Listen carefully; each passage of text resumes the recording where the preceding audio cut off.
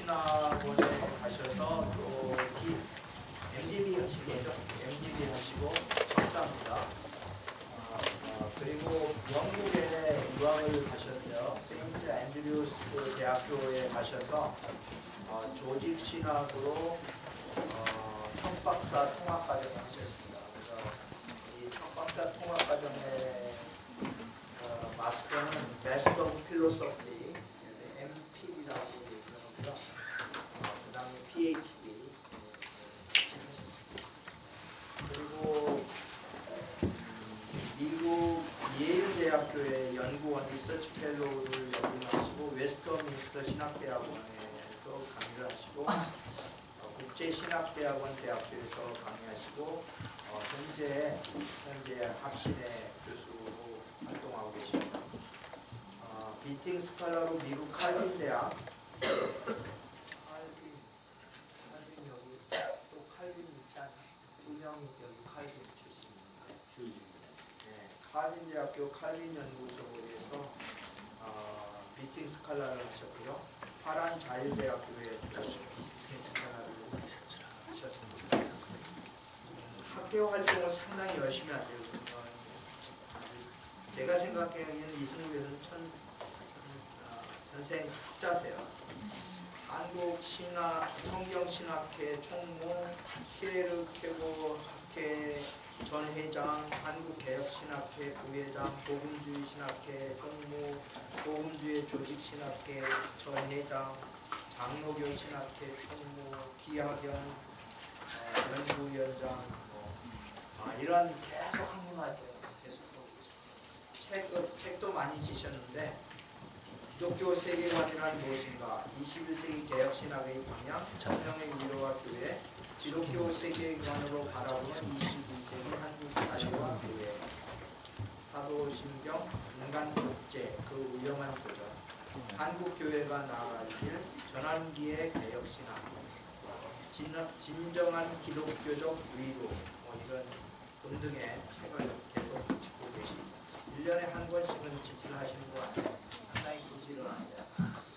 이승구 교수님 나오실 때 여러분들이 표현할 수 있는 최고의 사랑과 존경을 표현해 주시길 부탁을 드립니다.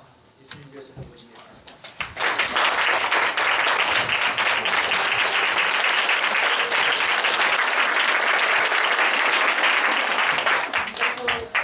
이게 없는 게 더 낫지 않을까요? 있는 게 나아요. 여러분 보기에도 이게 없는 게 어떠세요? 괜찮아요? 편하신 대로.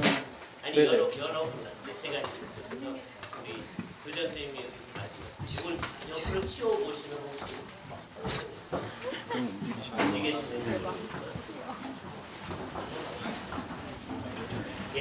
이게 좀 편하시죠?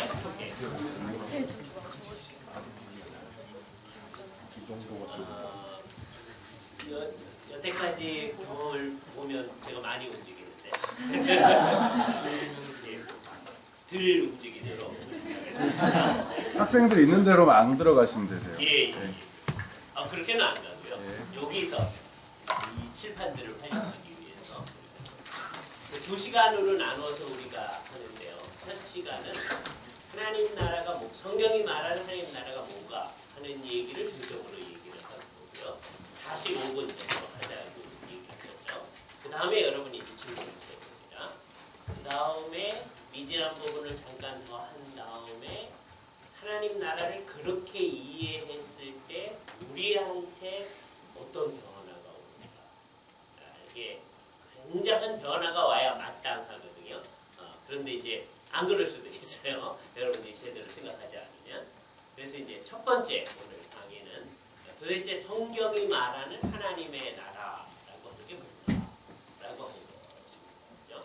이걸 재밌게 하려면 이렇게 해보는 게 나아요. 머릿속에 내가 지금 생각하는 하나님의 나라를 우선 그려놓습니다. 또 나중에 이 강의를 듣고 내가 생각하는 하나님 나라하고 이 강의가 얘기하는 성경이 말하는 하나님 나라하고 같구나. 그럴 수도 있고 내가 생각하는 하나님 나라하고 성경이 말하는 나라하고 다르네. 이렇게 될 수도 있습니다. 만약 만일에 다르다면 어떡할까요?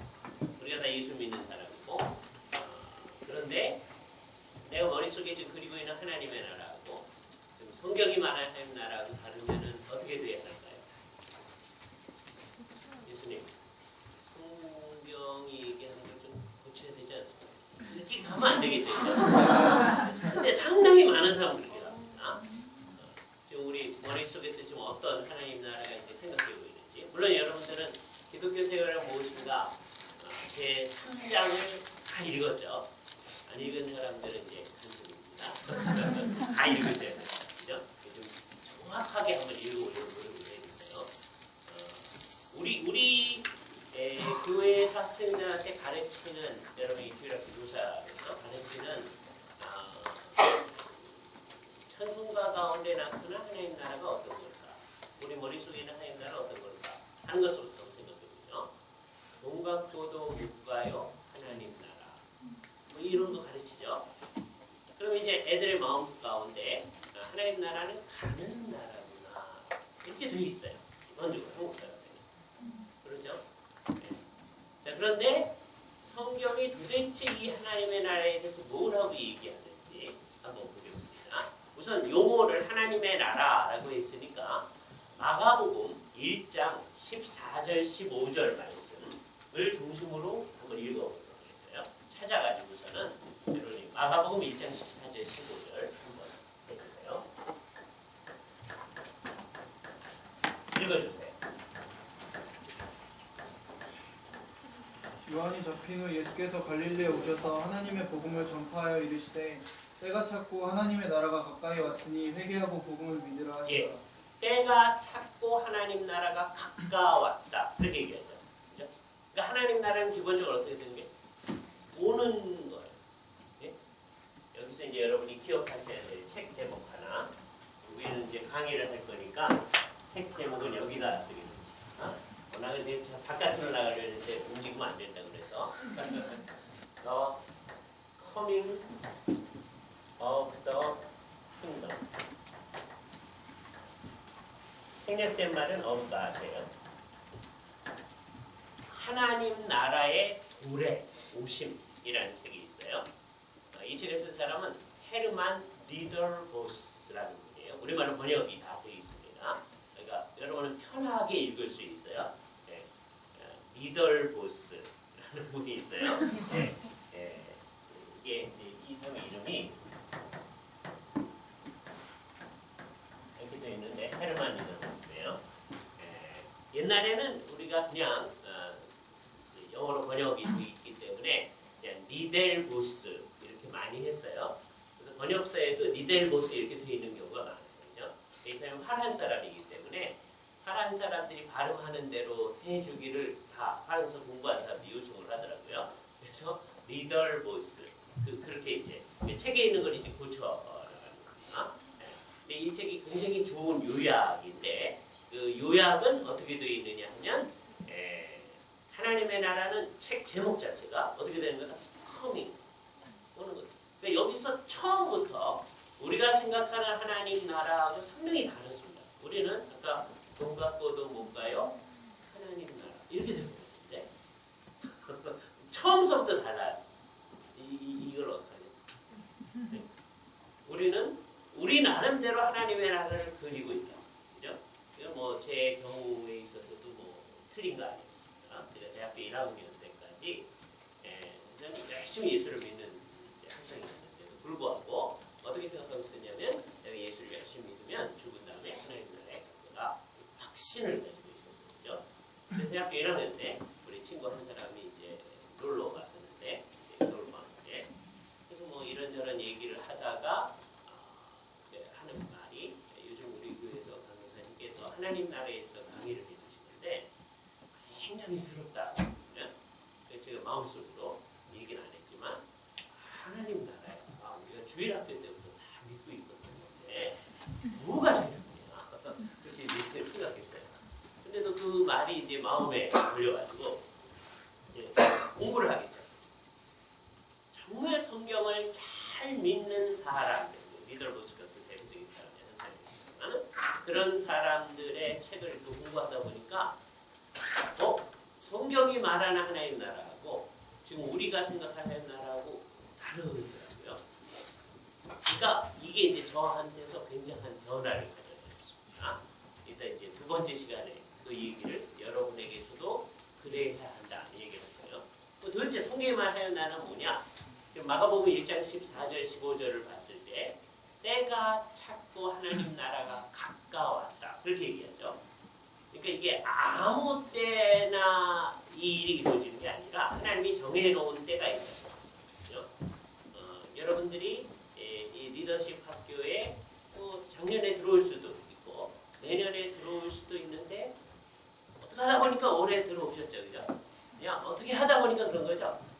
그게 아니고 우리가 생각할 때는 그렇게 우연처럼 생각되는 거지만 사건이 상황이 그래서 그랬지만 사실은 이게 어떻게 된 거냐? 하나님께서 정해놓은 때가 있다. 모든 게 그런 거죠. 특별히 하나님 나라가 오는 거와 관련해서는 더 그러겠죠. 우리의 삶에 있어서 그냥 일상적인 일들도 하나님이 정해진 때가 있다면 하나님 나라가 우리에게 오는 그 중요한 일에 있어서는 더구나 그러지 않을 수가 없겠다. 이런 생각을 할 수 있습니다. 근데 하나님께서 예수님을 통해서 이제 하시는 말씀이 때가 찼고 하나님의 나라가 가까이 왔다. 가까이 왔다는 게 뭐냐? 기본적으로 이 말 속에서 하나님 나라는 오는 건데 이 얘기가 어떻게 된 건가를 이제 알아야 됩니다. 옛날 이스라엘 백성들의 생각을 알아야만 이것을 이해할 수 있어요. 이스라엘 백성들은 이 세상 모든 나라 가운데 하나님이 창조했으니까 하나님의 통치가 미치고 있죠. 하나님의 통치가 미치고 있다고 해서 그게 다 하나님의 나라라고는 얘기를 안 했어요. 이게 아주 중요한 개념입니다. 하나님의 나라라는 말은 기본적으로 하나님의 통치, 바실레이아라는 말이에요. 바실레우스가 왕이거든요. 왕이 하는 행위를 바실레이아라고. 그러니까 통치라는 말입니다. 그러니까 바실레이아 뚜 데우 그러면 하나님의 통치라는 말이에요. 이걸 추상적으로 생각하면 하나님이 통치하는 거는 다 하나님 나라죠. 그러나 잘 주의해요. 그러니까 우리 옛날 선배들도 이걸 잘 주의해가지고서는 뭐라고 그랬냐면 온 세상을 하나님이 통치하시죠. 하나님이 계신 하늘을 하나님이 통치하시죠. 심지어 하나님은 지옥도 통치하시죠. 되게 이제 신학을 공부하다 보면 사람들이 질문을 해요. 지옥에 하나님 계시나요? 왜 이런 질문을 그리고 우리의 머릿속에 즉각적으로 그냥 깊이 생각 안 할 때는 지옥에 하나님 계시면 안 될 것 같죠. 그죠? 근데 만일에 하나님이 그곳에 없으면 그 존재 자체가 있을 수가 없어요. 그러니까 하나님이 지옥에 없으면 뭐가 없어요? 지옥이라는 게 없어요. 그러니까 지옥도 하나님이 통치하시는 곳이에요. 하나님께서 형벌하시는 곳이다. 그런 생각을 해요. 그러니까 어디든지 하나님이 계세요. 그러니까 하나님이 어디나 다 통치를 하시거든요. 그런 의미의 통치를 우리 옛날 선배들은 뭐라고 그랬냐면 권능의 왕국 그런 말을 썼습니다. 레그눔 이건 어디서 많이 봤을 텐데 여기까지 어디서 많이 봤을 거예요. 그리고 우리에다 애자가 하나 더. 레그눔 포텐티아에 포텐티아 이건 어디서 많이 봤죠? 요즘 좀 옛날 차가 되고 그랬는데 포텐샤라는 차가 있었죠, 그죠? 예. 그게 뜻이 뭐냐면 권능의 힘. 그러니까 그 차를 만들 때 힘이 좋다는 뜻으로 그걸 만들었겠죠. 그는 힘의 왕국, 권능의 왕국입니다. 하나님의 보편적 통치를 얘기해요. 온 세계를 다스리는 하나님의 통치. 이런 의미에서의 하나님의 나라는 오거나 가지 않습니다. 늘 거기 있어요. 하나님이 세상을 만드신 다음에 계속해서 하나님의 통치를 하시니까. 그러니까 예수님께서 때가 찼고 하나님의 나라가 가까웠으니 라고 하는 말은 이런 보편적 통치로서의 하나님의 나라를 뜻하는 게 아니에요. 그러니까 여러 의미를 생각해야 됩니다. 이건 거의 뭐하고 같은 의미냐면 보편적 통치는 하나님의 주권하고 사람들이 반발을 하고 하는 사람들이 불순종을 하고 사탄이 하나님께 대적을 해도 하나님의 주권은 조금 더 손상되지 않죠. 항상 있어요. 이 세상에서. 그죠? 이거를 우리한테 가장 잘 얘기해 준 분이 누구냐면 아브라함 카이퍼라는 아주 유명한 사람이에요. 그 사람은 뭐라고 그랬어요? 이 세상에서 그리스도께서 여기는 내 영역이 아니다 라고 할 수 있는 것은 1인치도 없다. 그런데 이 세상에 많은 사람은 그리스도를 인정하고 믿지도 않아요. 그래도 그리스도의 것이에요. 그죠? 이게 무슨 의미? 하나님의 주권, 하나님의 보편적인 통치. 누구라도 다 인정해야 되는 그런 통치라고. 근데 그런 의미의 하나님의 나라는 오고나 그런 게 아니란 말이에요. 그러니까 예수님께서 하나님 나라가 가까웠다 했을 때의 의미는 어떤 거냐? 옛날 이스라엘 사람들이 자기네가 특별한 의미에서의 하나님의 나라다 라고 생각하는 것과예요. 온 세상을 하나님이 통치하시는데 하나님께서 우리를 하나님의 백성으로 세우셔서 우리는 특별하게 통치하신다. 그게 이스라엘 백성들이 가지는 관념이에요. 그래서 이 사람들을 우리가 뭐라고 했냐면 하나님의 특별한 통치. 그래서 레구눔 그라티아에 그렇게 했어요. 은혜의 왕국이라고 얘기했습니다. 옛날 사람들이 쓰던 중세 때도 다 사용하던 말입니다. 그러니까 여러분 머릿속에 지금 온 세상에 보편적으로 하나님께서 가지고 계시는 권위, 하나님의 통치, 하나님의 주권, 그게 레고노 포텐티아에 항상 있는 거예요. 그런데 거기 한국 사람도 있고 일본 사람도 있고 중국 사람도 있고 옛날에 있거든요. 이스라엘 사람들은 그런 사람이 있는지도 몰랐었어요. 근데 이스라엘이라고 하는 아주 독특한 하나님이 은혜로 통치하시는 이 사람들이 있었어요. 근데 이 사람들이 마치 다른 나라 사람들처럼 하나님의 통치를 제대로 받지를 않아요. 이게 문제죠. 그죠? 누구의 모습이죠? 우리는 이 세상에서 하나님 나라의 모습입니다. 나중에 이제 얘기하겠지만 하나님이 독특하게 통치하시는 거예요. 매일매일의 삶 가운데서 하나님의 통치를 잘 받나요? 그게 이제 우리 속에 나타나야 할 일인데 그게 잘 안 된다라고 했을 때 이스라엘 백성들이 스스로 문제예요. 대부분의 사람들은 잘 의식을 하지 못합니다. 하나님께서 여러 가지 일을 일으키시죠. 이 나라가 하나님의 독특한 나라인데 반으로 쫙 갈라요. 이건 자체가 벌써 문제가 있는 거죠. 이 사람들이 하나님의 뜻대로 하지 않았다. 그랬더니 북쪽 사람들은 이제 나라를 유지하기 위해서 이스라엘 백성들은 하나님께 예루살렘에 내려가서 예배를 해야 되잖아요. 그죠? 유월절 같은 예루살렘 가야 되잖아요. 한번 생각해 보세요. 여러분이 북쪽을 통치하는 통치자들이다. 사람들이 유월절이 되면 내려갔다가 예배를 하고 제사를 하고 다시 와요. 국경이라는 게 없는 거겠죠. 그러니까 이제 딱 거기를 못 가게 막고 대신에 대체 수단을 마련해 줘야 되잖아요. 그죠? 그래서 부엘세바와 저 끝에 단 지역에다가 독하게 상을 마련해 놓습니다. 그리고 이제부터는 여호와 하나님을 이곳에서 경배를 한다. 그러니까 하나님을 섬기지 말자. 우리는 이제 이스라엘이니까 유대하고는 달리 하나님 안 섬긴다. 그러지 않고 우리가 계속 하나님을 섬기는 건데 이제는 좀 다른 거다. 그런 얘기를 이제 하기 시작하는 거죠. 그러니까 하나님께서 계속해서 이제 선지자들을 보내시잖아요. 선지자들이 뭐라고 그래요? 너희 계속 그렇게 하면 하나님은 심판할 거다. 그렇게 얘기하죠. 선지자들의 처음 얘기는 언제든 그렇습니다. 회개하라. 회개하지 아니하면 심판할 거다. 한참 남은 선지자들의 얘기가 어떻게 이제 바뀌죠? 이제는 회개해도 소용이 없다. 그렇게 이제 바뀌거든요. 정말 그렇게 해서 북쪽 이스라엘 나라가 이제 없어진 거예요. 722년 BC에 아수르 제국에 의해서 멸망당한 겁니다. 남쪽만 남았어요. 그죠? 이 사람들이라도 잘해야 되잖아요. 잘하나요? 못하죠. 그러니까 또 선지자들을 일으키셔가지고서는 맨 처음에는 뭐라고 얘기하죠?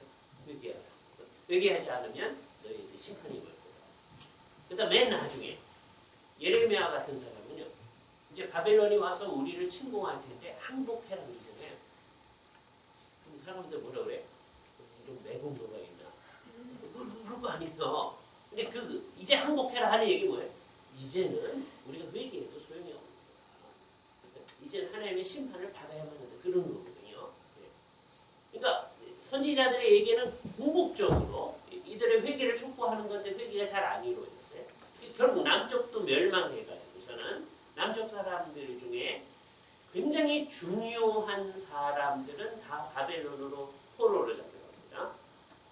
물론 대부분의 이스라엘 백성, 유다 백성들은 가나안 땅에 남아있죠. 이게 흥미로운 사실이에요. 그럼에도 불구하고 대부분의 사람은 그 땅에 있습니다. 그러나 그 땅에 굉장히 중요한 사람들, 통치자들, 엘리트들은 전부 다 이제 바벨론으로 잡혀가요. 대표적인 사람, 다니엘 그런 사람 생각나잖아요, 그죠? 네. 그런 걸 흔히 뭐라 그러냐면 한 반으로 생각하면 크림 오브 더 클래스 그렇게 표현하는 경우 있잖아요. 한 반에서 아주 뛰어나게 잘하는 사람들 그렇게 얘기하는 거죠. 그 사람들 전부 다 바벨론으로 잡혀가요. 그래서 이 시기를 우리가 바벨론 포로 시기 그렇게 얘기하죠. 바벨로니안 캡티비티, 바빌론 포수기 그런 말을 사용합니다. 이스라엘 땅에 남아있는 사람의 입장에서 우리 바벨론에 잡혀가지 않았는데 이게 무슨 말이냐 그렇게 생각될 수도 있어요. 그러나 사실은 바벨론 포수기예요. 왜? 이제 더 이상 성전도 없고요. 다만 같아서 성전에서 제사를 드릴 제사장도 없고 다음에 우리를 통치할 사람도 없고 근데 이게 포로기거든요. 이스라엘 백성들이 마음속에 커다란 질문이 생기는 겁니다. 얼마 전까지 자기네들은 다른 모든 나라하고는 달리 하나님께서 은혜로 통치하시는 하나님 나라의 백성이라고 생각을 하고 있었어요. 그래서 이게 구약의 하나님 나라 개념입니다. 구약의 하나님 나라가 있었어요. 자기네가 하나님 나라 백성이 생각하고 있었어요. 그런데 그 나라가 망했어요. 굉장히 중요한 질문이 나타나는 거죠. 이스라엘 나라가 망한다. 있을 수 있는 거죠. 이 세상에 어떤 나라든지 망했다, 흥했다. 할 수 있는 거잖아요. 옛날 몽골 있다가 망하고 그러잖아요. 로마 아주 놀랍다 망하고 그러잖아요. 이스라엘 나라가 민족으로서 한 국가로서 망하는 게 뭐 있을 수 있는 건데 이게 하나님 나라가 어떻게 망하냐 이 질문이 있을 거예요. 이 커다란 질문입니다. 도대체 하나님 나라가 어떻게 망하는가? 그랬을 때 이제 선지자들이 와서 한 얘기가 첫 번째 너희의 죄에 대한 하나님의 심판이다. 이게 첫 번째 얘기죠. 그건 지난번에 했던 선지자들의 얘기와 연결이 되는 거예요. 너희가 회개하지 아니하면 하나님의 심판하리라. 이제는 한참 지나서 이제는 회개해도 소용이 없다 하는 거와 연결이 된 거죠. 이 일은 하나님 나라가 망하게 될 일은 너희 때문에 하나님이 능력이 없어서 이런 일이 일어나는 것도 아니고 너희가 잘못해서 이런 일이 라고 하는 것이 아주 분명해집니다. 그러나 죄와 심판이 선지자들의 마지막 말이 아니었죠. 그들은 언제나 뭐라고 해요? 그러나 하나님께서 언젠가는 이스라엘 나라를 회복하여 주십니다. 나중에 예수님께서 부활하신 다음에 제자들과 함께 있을 때 제자들이 조용히 와서 예수님께 뭐라고 물어봐요? 주께서 이스라엘 나라를 회복하심이 이때입니다. 그게 그냥 나온 질문이 아닌 거예요. 선지자들의 얘기를 반영하는 거죠. 계속해서 이스라엘 백성들은 뭘 기다려온 거예요? 이스라엘 나라의 회복을 기다려온 거예요. 근데 이스라엘 나라는 뭐예요? 구약의 하나님의 하나님 나라가 있었는데 망가진 거예요. 누구 때문에? 사람들 때문에. 그들이 잘못해서 그렇게 된 거예요. 그래서 이제 그 나라가 회복되어지기를 바라면서 기다리고 있는 거예요. 기다려도 그 나라가 안 오는 거예요. 점점점 어려워집니다. 그랬을 때 유대 광야에서 약대 토롯을 입은 어떤 사람이 나타났더니 회개하라 하나님 나라가 가느냐고 이제 이렇게 생각하고 있었어요. 근데 조금 있다가 그 사람이 잡혀가는 거예요. 근데 나중에 또 얘기가 들려오기를 그 세례 요한이라는 사람이 헤롯에 의해서 목이 베어졌다. 그런 얘기예요. 이스라엘 백성은 하나님 나라가 가까웠다 그러더니 아닌가. 그 헤롯이 요한을 잡아가지고 참수하는 그 과정 가운데 예수님께서 갈릴리로 올라가셨어요. 예수님이 유대 땅에 같이 계셨거든요. 근데 거기 있지 아니하고 다시 갈릴리로 가셨어요. 거기서 한 선포의 내용이 아까 우리가 읽었던 말씀입니다. 때가 찼고 하나님의 나라가 가까웠으니 회개하고 복음을 전하라. 이 예수님의 갈릴리에서의 최초의 선포예요. 하나님 나라가 우리에게 가까이 왔다. 이런 가르침을 성경에 여러 곳이 있는데 우리가 뭐라고 했냐면 하나님 나라의 미래성에 관한 가르침이다. 그렇게 얘기해요. 하나님 나라는 장차 오는 거다. 이건 누구의 메시지에 근거한 거죠? 옛날 선지자들의 메시지에 근거한 거죠. 하나님 나라가 있었는데 이제 망가졌다. 그래서 이제 기다리기 시작하는 거예요. 하나님 나라가 이제 올 거다. 세례 요한도 미래성을 가르쳤죠. 하나님 나라가 가까웠다. 예수님도 미래성을 가르친 거예요. 예수님의 얘기 가운데 미래성을 얘기하는 게 많습니다. 그 중에 우리가 지금까지 매일 하고 있는 게 있는데 여러분 예수 믿은 다음에 주께서 가르치신 기도 얼마나 잘 하셨어요? 굉장히 많이 했죠. 그 기도 가운데 우리가 뭐라고 그랬어요? 나라이 임하옵시며. 이상한 번역을 했습니다. 옛날에 주격 조사를 전부 다 이자로 통일하는 그때 번역이 됩니다. 오늘 갖다 쓰면 어떻게 번역했을까요? 나라가 임하옵시며. 요즘은 은는 이가 이게 주격 조사잖아요. 근데 옛날에 그걸 전부 다 이자로 통일을 했어요. 그렇죠? 그래서 지금까지 우리는 주께서 가르친 기도를 이제 말씀드릴 때 나라의 임하옵시며 그런단 말이에요. 그런데 여러분 그 기도를 할 때마다 하나님 나라가 임하옵소서 그런 생각을 한 경우가 있나요? 가끔 있죠. 그런데 아까 애들 가르치는 것처럼 문 갖고도 못 가요. 그러니 우리 언제 하나님 나라 가나요? 이러고 있다고요. 그리고 그 두 가지가 모순된다고 전혀 생각을 안 해요. 우리는 신앙이 아주 좋아서 성경에서 이렇게 가르치면 여기 가르치면 이렇구나. 네? 아무 생각 없어요. 학교에서 공부할 때는 생각을 많이 해요. 그런데 성경 공부할 때는 생각들이 없어져. 이상한 얘기죠. 그죠? 그게 진짜로 신앙이 좋은 건지 어쩐 건지 한번 점검을 해봐야 돼요. 그리고 이게 집단적으로 그러고 있어요. 한두 사람이 그런 게 아니라 다 그래요. 이게 참 이상한 일들이에요. 다른 글을 읽을 때는요, 이 앞뒤 문맥을 다 살피면서 잘 읽거든요. 근데 딱 성경책을 읽을 때는 전혀 그래요. 그래서 정말 성경을 오해하는 일들이 공부 안 한 사람도 하고 공부를 많이 한 사람들도 하고 그런단 말이에요. 왜 그러는지 우리 한번 스스로 생각해봐야 돼요. 그 중에 아주 대표적인 게 이 하나님 나라예요. 나라의 임하옵시며 라는 기도는 하나님 나라의 미래성을 기원하는 거예요. 아직 안 임한 게 있으니까 임하옵시며라고 지금까지 기도하고 있잖아요. 그죠? 미래성은 선지자들도 얘기한 거고요. 세례 요한도 얘기한 거고 예수님도 얘기한 거예요. 그리고 지금까지 우리도 얘기하는 겁니다. 근데 이 세상에 예수님이 이 세상에 오셔서 이 얘기를 하기 전까지는 아무도 못했던 얘기가 하나 있어요. 그죠? 그중에 대표적인 얘기 우리가 몇 구절을 찾아볼 텐데 대표적인 거 마태복음 12장 28절 말씀 한번 찾아서 같이 한번 읽어보도록 하겠습니다. 이건 굉장히 중요한 말씀 중에 하나예요. 마태복음 12장 28절입니다. 한번 읽죠.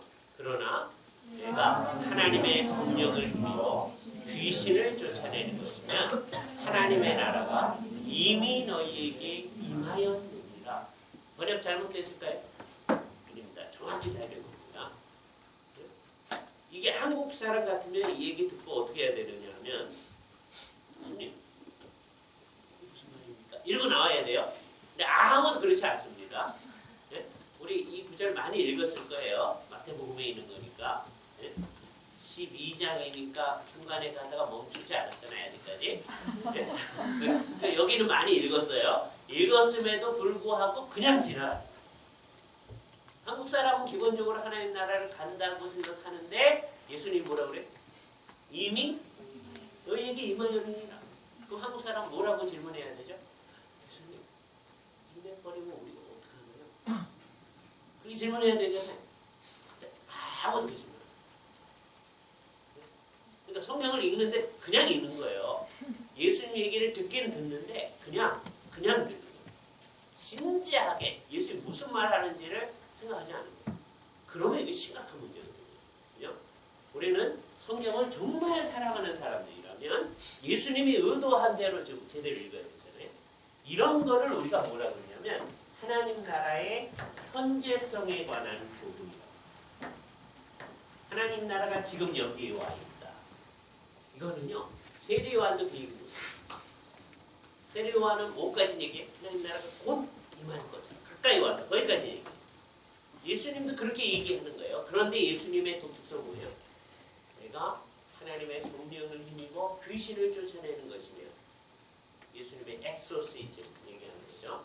그러나 엑소시즘 말고도 뭐 예를 들어서 내가 하나님의 성령을 힘입어 안진뱅이를 일으키는 것이며 또 간질병자를 고치는 것이며 문둥병자를 고치는 것이며 예수님의 메시아로서의 모든 사역을 거기 집어넣는 거예요.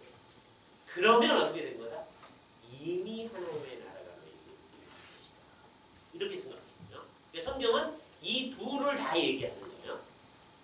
이 둘 다 얘기하는 것 가운데 유대인들은 하나님 나라의 미래성에 관한 얘기에 대해서는 아무도 질문이 없었습니다.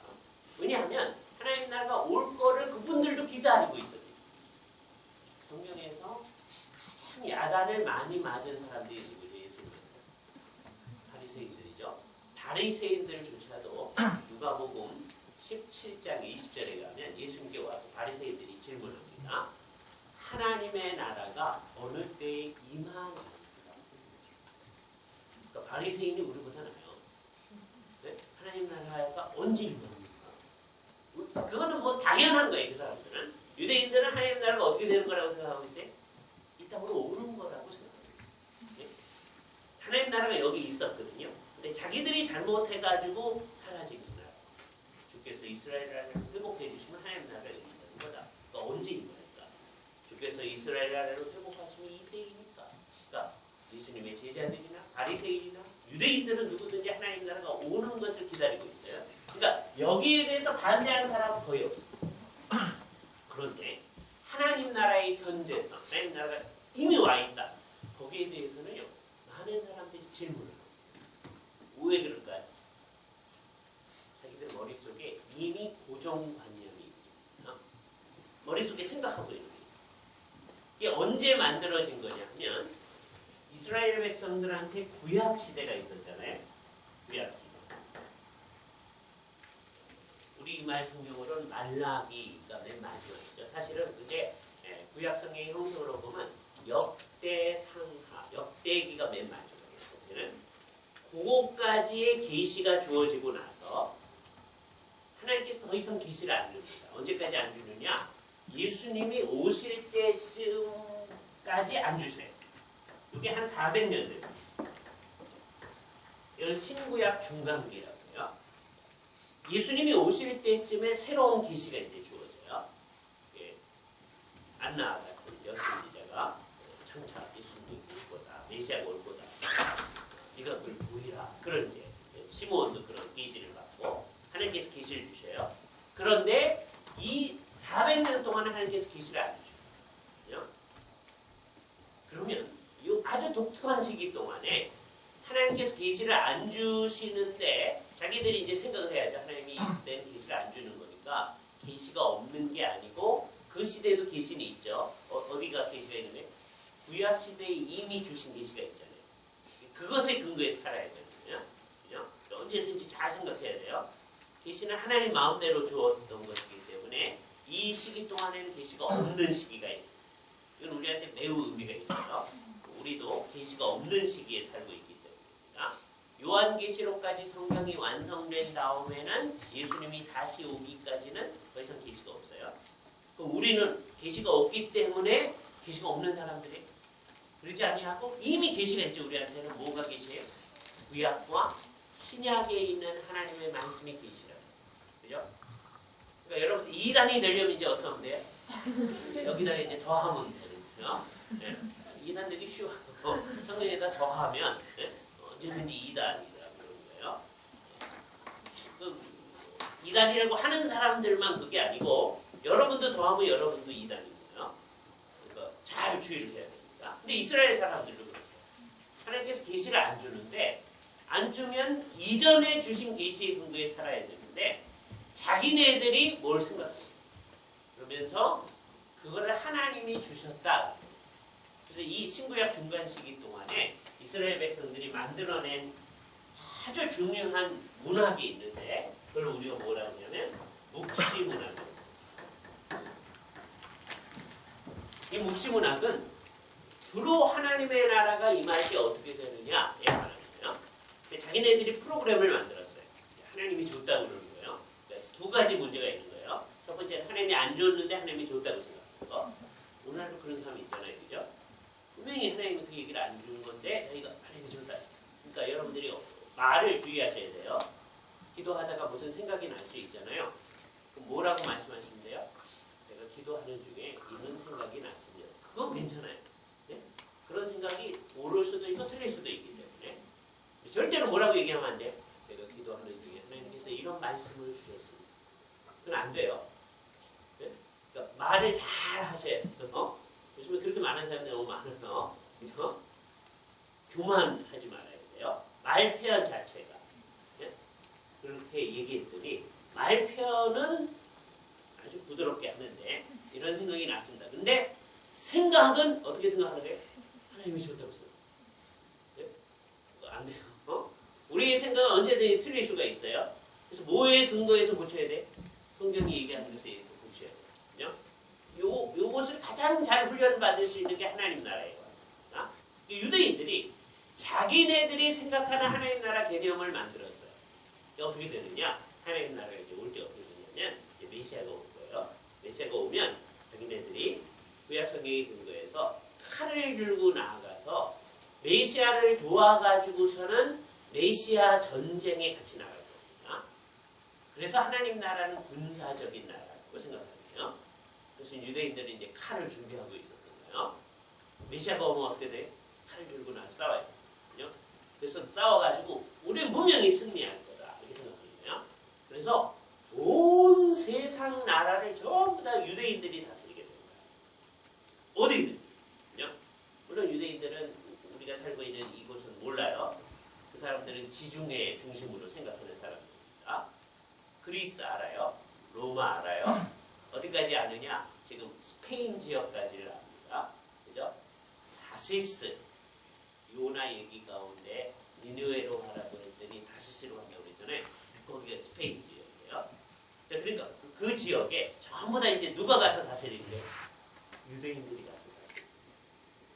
이게 유대인들이 생각하는 하나님 나라가 이 세상에 임했을 때의 모습입니다.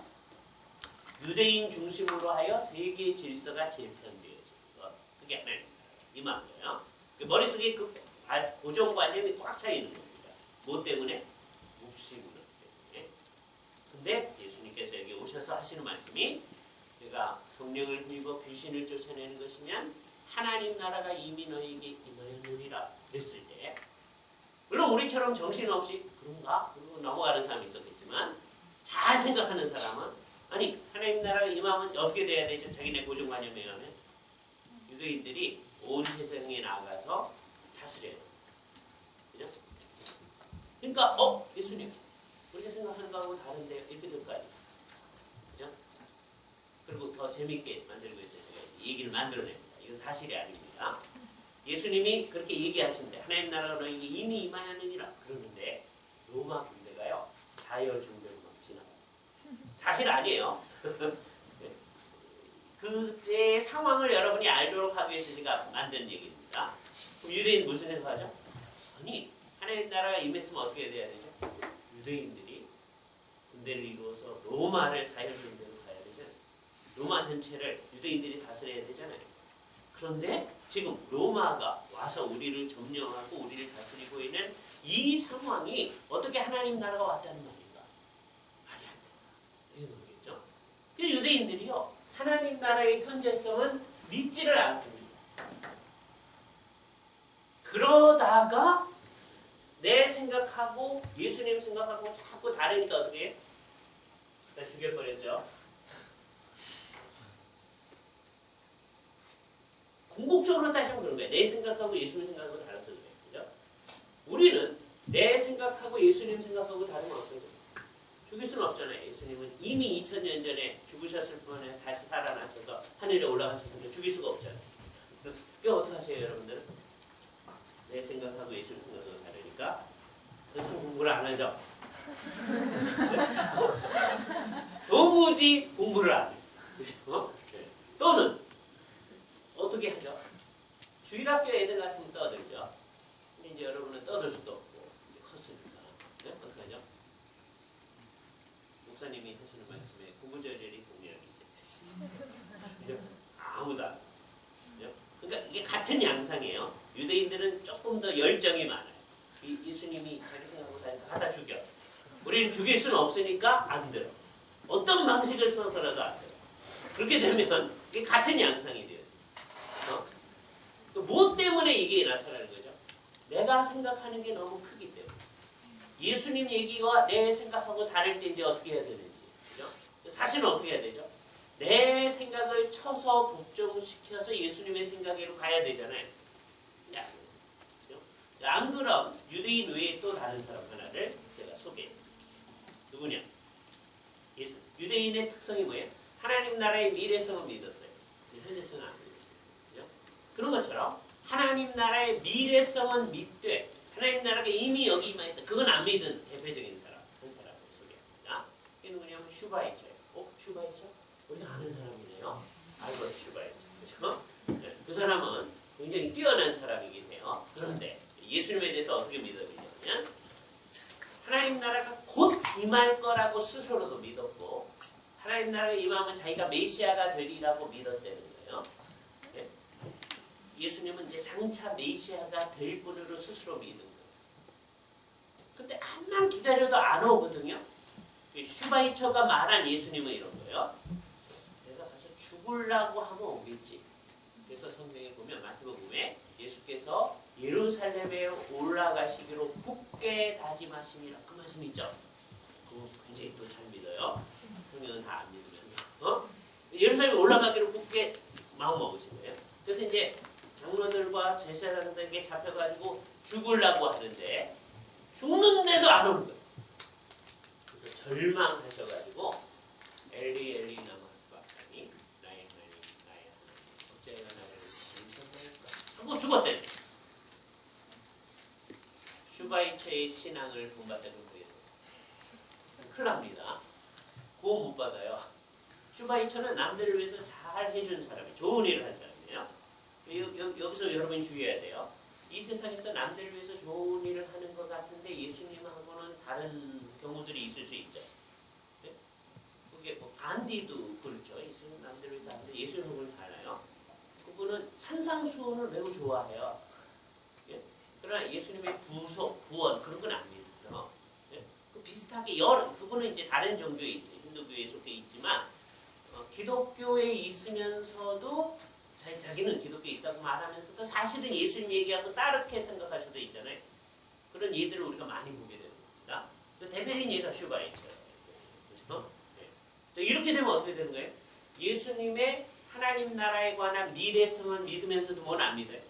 현재성 안 믿어요. 우리도 그렇게 하면 되겠네요. 안 되죠. 그런데 이게 복잡한 일이에요. 왜냐하면 예수님이 자기 생애의 초기에는 하나님 나라에 이제 올 거다.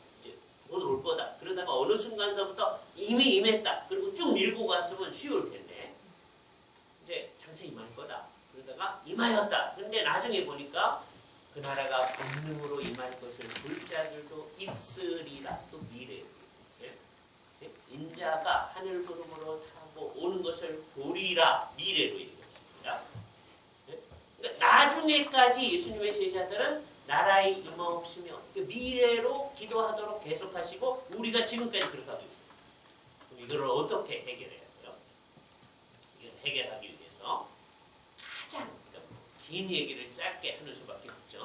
가장 성경적으로 이걸 잘 해결한 방식을 여러분한테 소개해드립니다. 요거까지가 이제 첫 번째 강의가 되겠어요. 어떻게 하는 게 좋을까요? 이걸 이해하기 위해서는 유대인들의 시간선을 이제 잘 생각해야 되는데, 이거를 밑으로 내리는 방법이 있겠죠? 이걸 올리면 답이 내려올까요? 자동으로? 이런 거군요. 유대인들은 어떻게 생각하냐면 이 세상입니다. 이 세상. 근데 유대인들은 세상 개념이 없어요. 그래서 그걸 시간적으로 표현합니다. 그래서 이걸 뭐라고 하냐면 이 세대라고 합니다. 이 세대. This age예요. 이거를 한자만 말하면 이제 금자 세상 세자를 써서 표현. 금세. 성경에 그런 말이 있죠. 또는 금생. 그런데 이게 끝나면 다 끝나버리는 게 아니라 또 하나의 세상이 온다라고 유대인들은 생각합니다. 또 하나의 세상이 온다. 이게 유대인의 독특성이에요. 다른 사람들은 이렇게 생각하지 않습니다. 근데 유대인들은 성경의 근거에서 이 세상이 진행되다가 끝날 때가 있고, 그러니까 이 세상은 시작이 있고 끝이 있다. 하나님이 창조하신 게 시작이고 언젠가는 끝이 올 거고, 근데 그게 끝나면 또 하나의 세상이 오는데 그건 뭐냐? 그거는 오는 세상이다. 장자 올 세상이에요. 근데 유대인들은 세상 개념이 없다고 그랬잖아요. 그래서 이것을 오는 세대라고 얘기합니다. 오는 세대를 올 내자에다가 세상 세자를 써서 표현했어요. 번역은 잘했는데 한국 사람은 여기 문제가 되었습니다. 그냥 내세. 그럼 한국 사람 뭐 생각해요? 다 자기 죽은다면서요. 그죠? 요 용어를 사용하는 거는 한국 사람, 일본 사람, 중국 사람 한자 사용권이 이 용어를 사용하는데요. 일본 사람들하고 중국 사람들이 우리처럼 생각하는 비율이 조금 더 있어요. 그러나 그 사람들은 기본적으로 유대인들처럼 앞으로 오는 세상 그거를 좀 더 생각한다고. 예? 그 사람들하고 강의를 하다 보니까 우리하고 다른 점을 발견했어요. 그죠? 근데 우리는 누구든지 내세 그러면 자기 죽은다. 예? 이제 성경을 읽을 때 내세 그럴 때 여러분 죽은 다음에 생각하면 안 돼요.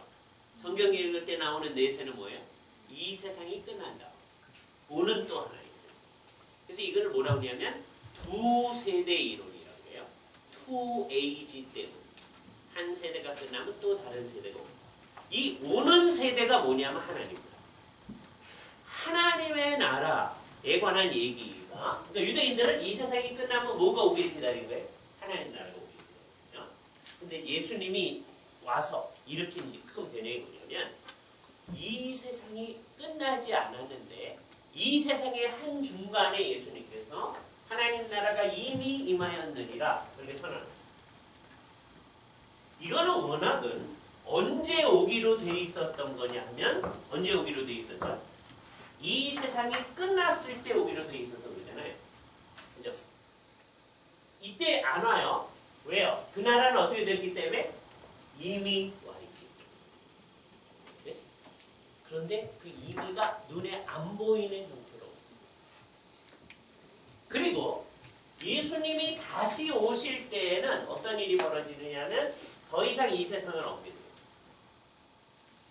그래서 뭐라고 얘기해야 되냐면 하나님의 나라는 예수님의 초림 때에 이 세상에 이미 임하였으나 숨쉬지 말고 그러나 아직 아니. Already but not yet. 이 구조가 언제 임한 거냐? 예수님이 오셔서 하나님 나라를 선포했을 때. 그리고 예수님이 다시 오실 때, 예수님의 재림 때에 그 나라의 극치에 도달할 것이다. 라고 하는 것이 성경이 가르치는 하나님 나라의 가장 기본적인 거죠. 간단히 정리합니다. 예수님이 오시기 전에는 어떻게 된 거죠? 이 세상에 아직 하나님 나라가 없었죠. 물론 옛날에 구약이 있었죠. 이제 이스라엘 백성이 잘못해서 없어졌어요. 그래서 이제 기다리고 있었죠. 그러니까 하나님 나라가 아직 안 온 거죠. 그러니까 예수님이 이 세상에 오셔서 하나님 나라를 가져다 주시기 전까지는 어떻게 된 거예요? 이 세상에 하나님 나라가 없어요. 그죠? 근데 예수님이 오셔서 예수님이 재림하여 오실 때까지는 어때요? 하나님 나라가 이미 임하였으나 아직 아니 온 틀 속에 있다. 아주 중요한 틀이에요. 초림서부터 재림 기간은 어떤 틀 속에 있어요? 하나님 나라에 이미 그러나 아직 아니의 틀 속에 있다. 예수님의 재림 이후에는 어떻게 돼 있어요? 하나님 나라가 다 와서 더 이상 이 세상 나라가 없으니까 그거는 정말 이미 임한 하나님 나라, 극치의 하나님의 나라 그렇게 얘기한 거예요. 그때를 뭐라고 얘기하느냐 말하면 극치의 하나님 나라. 또는 그때를 새 하늘과 새 땅. 절대로 이 말을 한자말로 쓰지 마세요. 그리고 그때를 영광의 왕. 이거는 글로리아. 영광의 왕. 요 세 가지는 같은 거예요. 그때 처음으로 임하는 게 아니에요. 이미 예수님 때 어디에 와 있는 거예요? 이 세상 안으로 들어와 있는 거예요. 근데 지금은 어떻게 돼 있어요? 안 보여요. 근데 예수님이 다시 오실 때는 온 세상에 이게 드러나요. 그렇게 극치에 일어나는 거예요. 이제 여기까지가 첫 번째 강의고 15분 동안 질문할 시간입니다. 질문. 예. 이지수 형님. 네. 예. 처음에 레그넘 포텐시아에 예. 대해서 다시 한번 레그넘 포텐티아는 뭐냐면 우주 전체를 하나님이 지금 지배하고 계시죠. 그죠? 한 번도 오거나 가거나 하지 않죠. 여기 그냥 있죠. 온 세상 안에. 그거예요. 온 세상을 다스리시는 하나님의 통치 그 자체. 하나님의 주권, 하나님의 권위. 예? 사람들은 거기에 반역도 하고 불순종도 하고 하죠. 그래도 하나님은 통치하시잖아요. 그게 권능의 왕. 고하고 대조해서 하나님이 특별히 은혜로 통치하시는 특별한 하나님의 백성이 있죠. 그게 은혜의 왕이죠. 그리고 예수님이 다시 오실 때는 어떻게 돼요? 이제 이 권능의 왕국과 은혜의 왕국이 다 하나가 되죠. 그게 영광의 왕국. 거기에는 온 우주가 다 포함돼요. 영광의 왕국. 새하늘과 새 땅은 온 우주가 다 포함돼요. 그런데 거기에는 한 사람도 하나님께 순종 안 하는 사람이 없어요. 근데 지금 현재는 어때요? 권능의 왕국과 은혜의 왕국이 나뉘어져 있다. 거기서 됐나요? 예, 또 자매님, 선혜 자매님. 네. 두 사람이 있는데 예. 한 사람은 데려감을 당하고 한 사람은 버려둠을 당하는 그런 구절이 있잖아요. 예. 근데 우리가 하나님 나라를 쉽게 가는 나라로 이해를 하니까 예. 거기에서 해석을 할 때 데려가는 사람이 하나님 나라에 자꾸 그러죠? 천국에 가는 것 같고 예. 버려둠을 당한 사람이 이제 그런 거 가는 같죠? 라고 생각을 하는데 예. 제가 얼마 전에 읽었던 글에서는 예. 오히려 데려가는 것이 하나님 나라에 밖으로 쫓겨나는 것이 그렇죠. 확률이 높다는 네, 네. 글이었어요. 그렇게 그래서 생각하니 많이 그걸 가지고 싸우질 말고 네. 어느 게 진짜 구원하시냐 그러지 말고 그 핵심은 뭐냐면 구별이에요. 구별. 하나님의 나라가 극치에 이를 때 구별이 되어져요. 네? 그러니까 그 중에 데려감을 받는 사람이 구원받는 사람입니까? 아니면 남겨진 사람이 구원받는 사람? 그 논의할 필요가 없어요. 그죠? 구별되어집니다. 네? 똑같은 일을 하고 있는. 그래서 남자와 여자를 대표적인 예로 든 거예요. 두 여자가 맷돌질을 하고 있는. 네? 거기서도 구별해요.